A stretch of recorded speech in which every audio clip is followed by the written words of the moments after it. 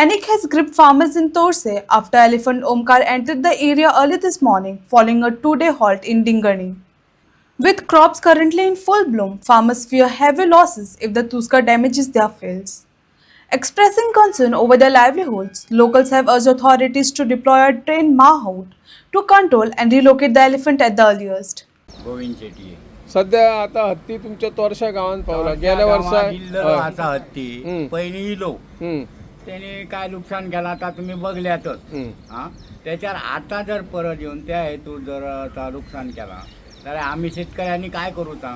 त्याच्यावर काहीतरी सरकार उपाय करता काय ना परत येता 2 वर्षां परत यावं आणि नुकसान करावं हा ह्या बरोबर असा काय तर सरकारान बघपाचा त्याच्यात काहीतरी विचार करून होय न्हय त्यांच्यानी आणि त्याचा आम्ही काय करू बंदोबस्त शेतकऱ्यांनी करतो पैसे दिले म्हणान काय तर उत्पन्न बाय एका वर्षातच जाताला काय 2 वर्षातच जाते का 10 वर्षा लागतली उत्पन्न करून तरच तर उत्पन्न जाताला नाही जाल्यार जावचा नाही न्हू मग आम्ही काय करूचा आता तो वर्ष इल्लो हा सध्या आमच्या शेताकडे आहात थंय आता काय करूचा आम्ही ती हांगा तोरशा लागीं पावलो आहा गेल्या फावटी इल्लो हत्ती आणि व्हडा प्रमाणात नुकसाणी केली तुमचे कितें हे शेती करता तुम्ही काय फुडें सरकाराक कितें सांगूंक सोदतात हे सरकार निष्क्रिय असा काय करूंक पावचे ना आणि हेका परतून निवडून आम्ही दिवचे ना हे सगळ्या गोंयकारांनी जाणूंक जाय हेंका परतून हाडूंक जायना खंयच्याच मंत्र्याक हे लुटेरे आसा कित्याक हांगा पाणी आहे पाणयान आमची शेती बी सगळी चला पण ह्या वर्सा हांगा पाणीच एक थेंब येवंक ना हे सगळे निष्क्रिय आसा आणि आमच्यार आमदार मारलो कपलार न्ही तो एकदम निष्क्रिय कांयच करचो ना त्यामुळे हे सरकाराक आमी दिवचे हे परत निवडून हाडूचे ना तेणी कृपा करून उबे रावचे न्ही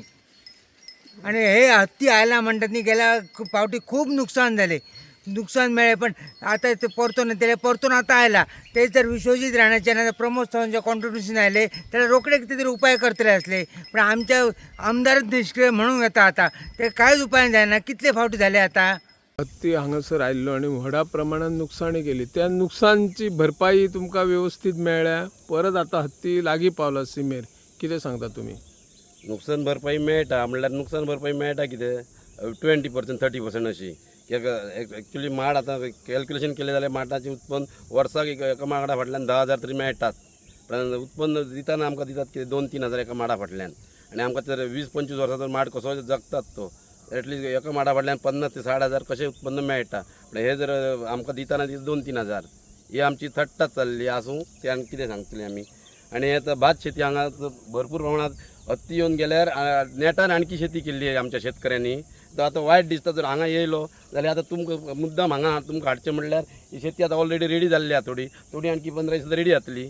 आनी ती जर आतां जर हे केली जाल्यार हत्ती खावचो कितें ना पण असो भितन भोंवलोच जाल्यार हे ना करतलो सत्यानाच करून सोडटलो आख्या शेतीच्यो मिरची आहा भात आसा नाचणी आहा हळसाणो आहा जितके लायनी शेत पिकता न्हू शेतात कितें तितलें हांगा आतां आसा आनी आतां रेडी जावन येयल्ले आहा आतां काडूंक लोक हेतून आसा आनी जर ही आतां सिट्युएशन तोरशा येयल्लो हत्ती तो ताका कितें 5-10 मिनटां हांगा येवपाक नाका तर मूव करीत जाल्यार थंयच्यान तो तेजे खातीर हांव मागता सरकारा कडेन बेगितले बेगिनेचेर कितें एक्शन घेवची ओके येस थँक्यू आज तामोशा गावात ह्या जी आमची जमीन शेती लागवडी खालती येयल्ली आहा त्या जाग्यार आज आमी उबे आहात आणि आज तुमकां मुद्दाम सांगपाचें कारण म्हटल्यार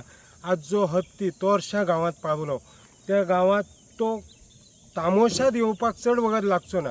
कित्याक तुमी आतां पळयतात की हांगा हे आमचे जे कश्टाळू शेतकरी आसा तेंच्यांनी आज पर्यंत जा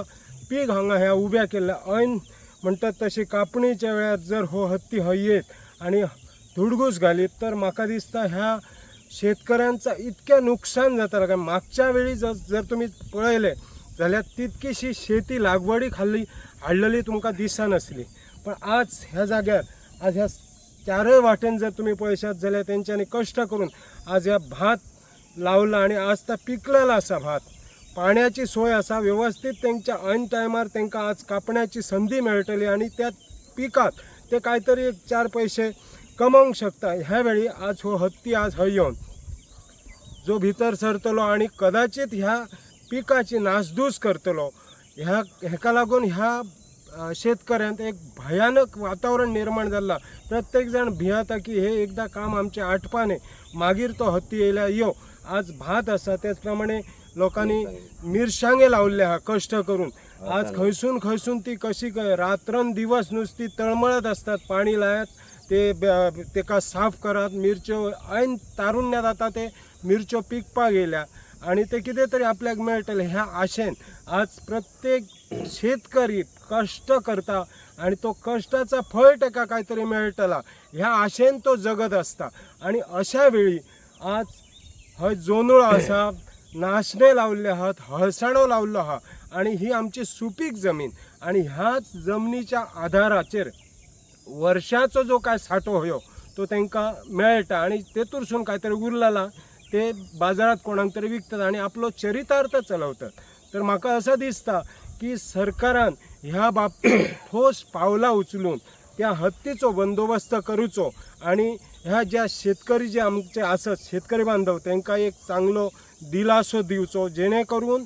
तांकां मनात जी भीती निर्माण जाली ती भीती ती कायमची दूर जातली. कारण हत्ती येणं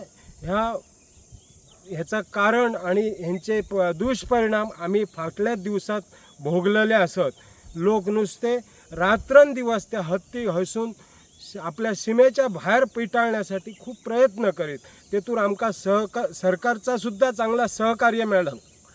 पण तरी आसान आज तो हत्ती परत ह्या जाग्यार प्रवेश करता. तेका लागून म्हाका एक विनंती करीन सारकी दिसता तुमकां की सरकारी पातळीचेर त्या हत्तीचो योग्य बंदोबस्त करचो. नमस्कार.